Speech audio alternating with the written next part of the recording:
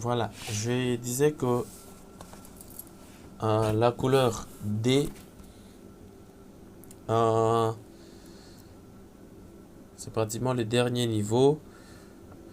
C'est que si par exemple l'amplitude des vibrations de votre palier, qu'il soit rigide ou c'est pas souple, est pratiquement dans la zone rouge, ça veut dire que ici en termes d'amplitude ça doit être 0,44 inch par seconde ou pratiquement 11 mm par seconde. Alors si par exemple votre amplitude se trouve dans cette zone, ça veut dire c'est compris entre cette valeur et une valeur, c'est pas supérieur ou pas. C'est-à-dire que votre palier ou votre machine présente un niveau de vibration assez élevé et normalement ce niveau de vibration peut endommager la machine à court terme. C'est-à-dire ça va pas permettre à ce que la machine fonctionne à long terme. Et normalement, une étude assez avancée peut être menée afin de pallier à ces problèmes. Parce que bon, vous savez, quand vous êtes en train de traiter un problème de vibration, un seul signe ne suffit pas.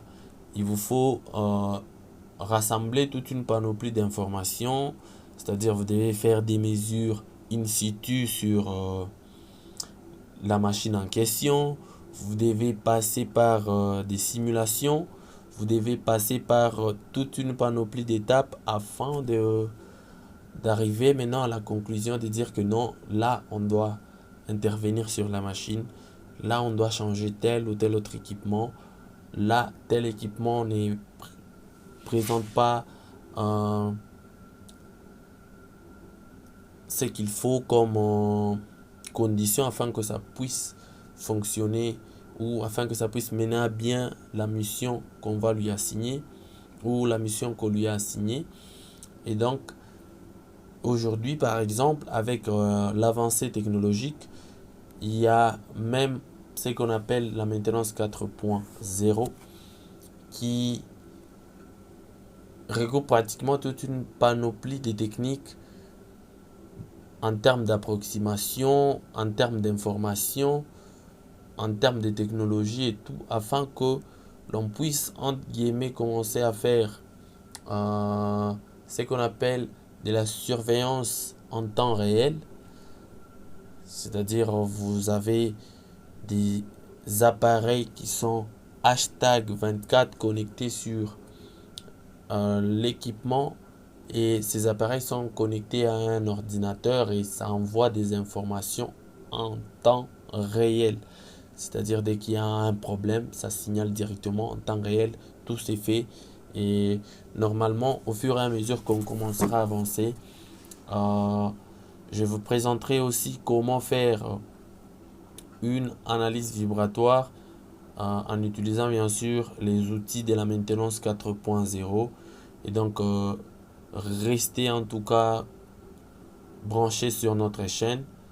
Vous ne serez pas déçus, on va avancer petit à petit.